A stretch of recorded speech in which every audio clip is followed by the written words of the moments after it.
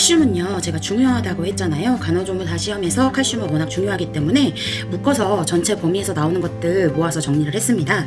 자, 일단은요, 모성, 아동과 관련한 내용이에요. 태아 골격 형성에 필요하다라고 해서요, 고르라고 하면 칼슘이 될 수가 있고요. 자, 양리에서 나오는 내용 볼게요.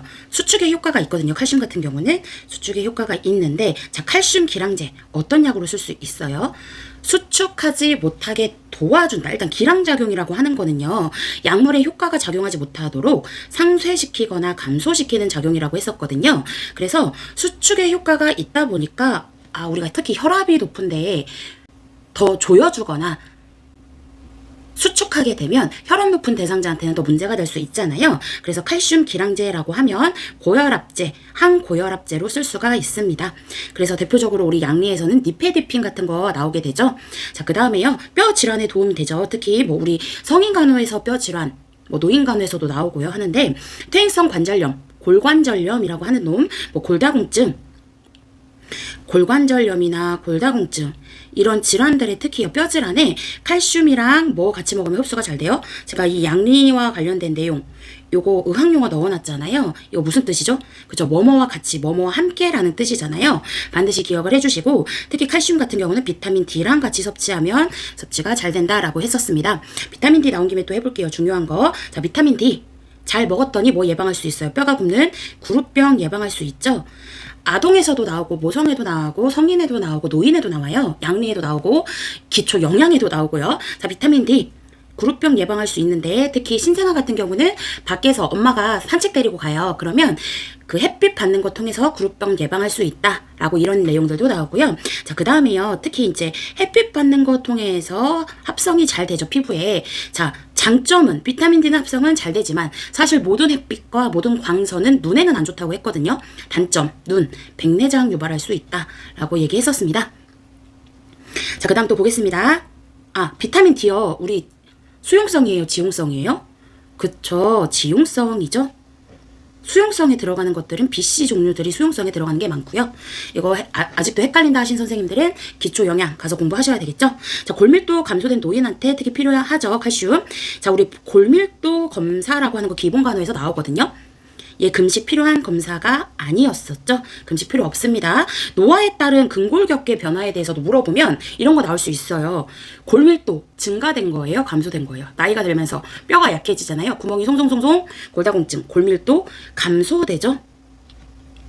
자, 그 다음에요, 다리 근육에 마비나 경련이 왔을 때 우리 몸에서 칼슘이 부족한 거 의심할 수 있다. 다음 중 우리 몸에서요, 다리 근육에 마비나 경련이 날 때 신체에 어떤 영양소가 부족한 거냐 물어보면 그때도 칼슘 고르시면 되고요.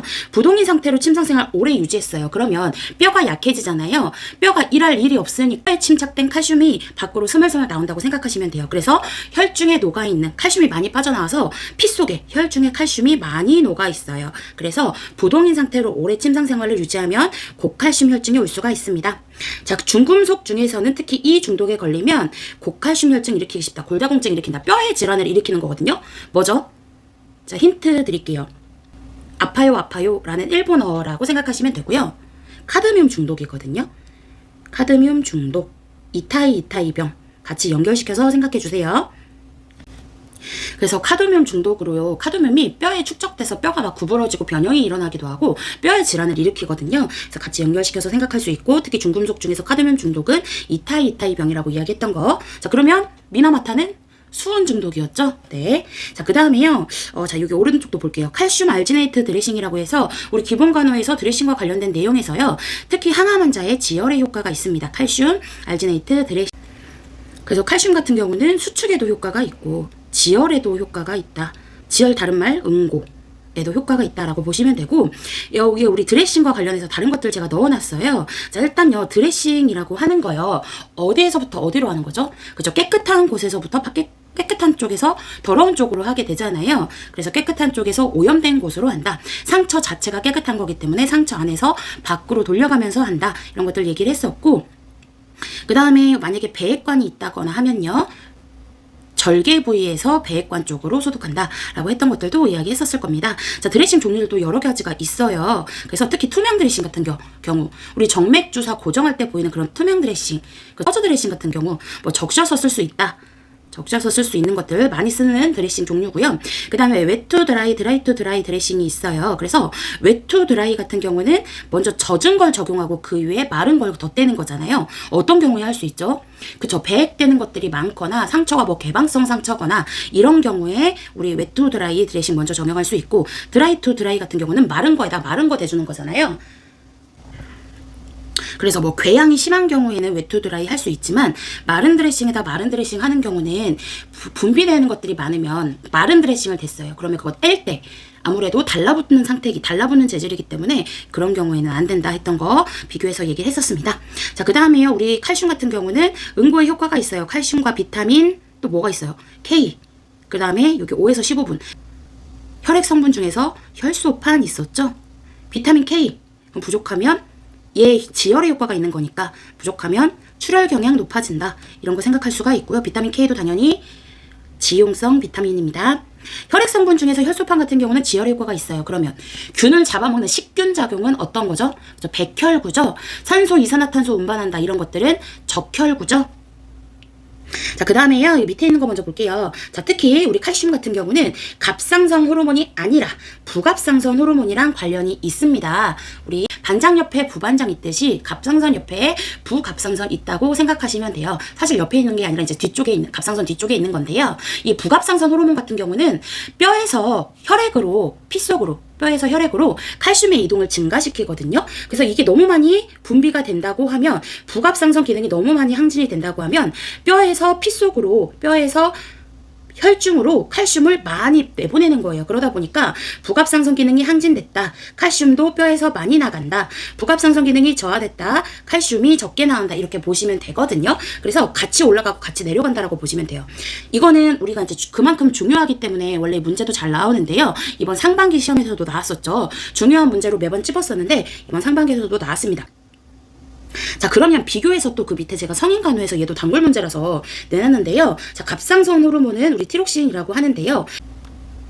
해조류, 요오드랑 다 상관관계가 있고 기초대사량도 상관이 있죠. 그쵸. 갑상선 호르몬이 너무 많이 분비돼요. 갑상선 기능이 항진이 되면 기초대사량도 너무 높아진다 생각하시면 돼요. 에너지가 활활 타가지고 몸이 뜨끈뜨끈하고 뭐 설사를 많이 하고 이런 것들 연관시켜서 생각하시면 되거든요. 자, 우리 제가 옆에다 또 내놨어요. 기초대사량 검사는 기본간호에서 나오는 내용이죠. 금식이 필요한 검사입니다.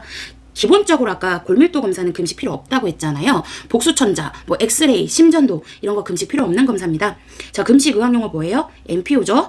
자, 그 다음에요. 갑상선 기능 항진이 있고 갑상선 기능 저하가 있는데, 특히 항진됐어요. 내 몸에 대사가 활활 탄다고 했죠. 눈도 돌출되고 안구도 돌출되고 변비보다는 설사가 많고 땀 분비도 많아요. 기초대사량 당연히 증가한다. 에너지가 활활 타니까, 대사가 활활 타니까 고칼로리로 주자. 땀도 많이 나고요. 뭐 진정제 같은 거 투여도 가능하고, 하루에 5끼, 6끼 먹어도 살이 안 찐다고 했잖아요. 그러다 보니까 칼로리 높게 준다라고 했었어요. 자, 그래서 이 항진된 대상자한테 갑상선이 커져서 문제가 됐거든요. 그래서 갑상선 절제술을 했습니다. 그 이후에 갑상선 절제술 시행한 대상자에게 말 걸어보는 이유가 뭐예요? 그쵸. 후두 손상 여부 파악하기 위해서죠. 후두 손상 여부를 파악하기 위해서 말을 걸어본다. 자, 반면에 우리 또 갑상선 기능 저하증. 우리요. 항진증을 뭐라고 하죠? 바제도병, 그레이브스 병이라고 하거든요. 갑상선 기능 저하증. 어떻게 불러요? 성인. 뭐 점액수종, 점액부종이라고도 하는데요. 특히 아이한테 어떻게 부르죠? 크레틴병이라고 했던 거. 크레파스 가지고 논다. 그래서 반드시 기억하셔야 됩니다. 그래서 이 갑상선 기능 저하증, 아동에게는 신생아 선천성 대사 이상 검사로도 들어가잖아요. 대사 이상 검사 6종 중에 한 가지에 들어가거든요. 그래서 이것도 반드시 기억하자고 했어요. 신생아 대사 이상 검사 같은 거 하는 이유 뭐예요? 지능 발육 부전 미리 확인하기 위해서 하는 거잖아요. 그래서 이런 것들 같이 연결시켜서 생각해 볼 수가 있습니다. 자, 다시 위로 올라가서요. 자, 혈액 제제 중에요. 혈액 제제 중에는 뭐 농축 적혈구도 있고요. 뭐 신선 동결 혈장도 있고 전혈구도 있고 뭐 혈소판도 있고 여러 가지가 있어요. 헌혈할 때 쓰는 그런 혈액 제제를 얘기를 하는 거거든요. 수혈할 때 쓰는 혈액 제제를 얘기하는 건데, 칼슘 제제는 없다고 했죠.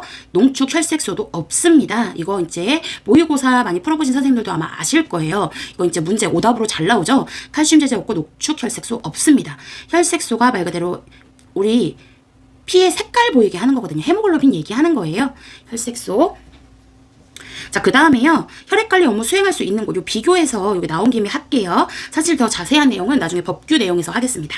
혈액관리 업무 수행할 수 있는 곳, 의료기관, 뭐 혈액원, 대한적십자사인데요. 제가 의료법에서 정의한 의료기관 10개라고 했었죠. 의원급, 뭐 조산원, 병원급 있습니다. 헌혈자의 건강진단으로요. 뭐 키, 산소 포화도, 뭐 혈당 같은 거 측정 안 하고요. 체온, 체중, 혈압 이런 거 기본적으로 다 측정을 합니다. 수혈하고 나서요. 우리 혈액백, 이런 혈액백, 폐기, 어떤 폐기물로 들어가냐면요. 혈액 오염 폐기물로 들어가게 되거든요. 자, 그럼 나온 김에 할까요? 폐기물은요. 뭐 바늘 이런 거는 손상성 폐기물로 들어가잖아요. 이거는 하도 많이 해서 아실 거예요.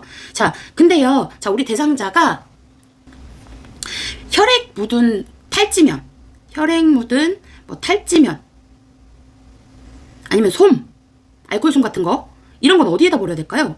일반적으로 우리 붕대, 수액 세트 이런 거 버리는데 어디예요? 그쵸, 일반 의료 폐기물이죠. 이거는 일반 의료 폐기물이에요. 이 인체나 동물의 조직, 신체 일부, 혈액, 혈장, 혈액 제제 이런 건 어디다 버려요? 그쵸, 그건 조직물류 폐기물로 들어갑니다. 그래서요, 기본적으로 폐혈액백이다 라고 하는 거, 이런 혈액백이다, 수혈할 때 사용한 그 수액 세트 얘기하는 거예요. 폐혈액백은 혈액 오염 폐기물로 들어가고요. 그 다음에 우리 대상자가 수혈하고 나서 알코올솜으로 거기를 솜으로 눌러줬어요. 피가 조금 묻었어요. 그 혈액 묻은 탈지면이나 알코올솜이나 뭐 그 기본적인 수액 세트나 주사기나 이런 건 어디로 들어가요? 그쵸, 일반 의료 폐기물로 들어가게 되고요. 혈액 제제, 혈장, 뭐 혈청, 혈액, 신체 일부들 그거는 조직물류 폐기물로 들어간다라고 보시면 됩니다. 부적격 혈액이 발견됐대요. 부적격 혈액 같은 경우는 바로 폐기하는 거 아니라고 얘기했었죠. 별도의 분리 공간에 두고 잠금 장치가 된 곳에 보관합니다. 바로 폐기는 아니지만요. 바로 분리한다 이런 건 되거든요. 바로 분리한다 이런 거 되고요. 식별이 눈에 확 띄도록 식별이 용이하도록 용기 겉면에 폐기 사유를 기재합니다. 보고는 당연히 누구한테 할까요? 당연히 보건복지부 장관이겠죠. 칼슘과 관련해서요, 더 여러 가지 하고 싶은 내용들 많은데 기본적으로 이 내용들 확실히 기억해 주시고요. 여기까지 하겠습니다.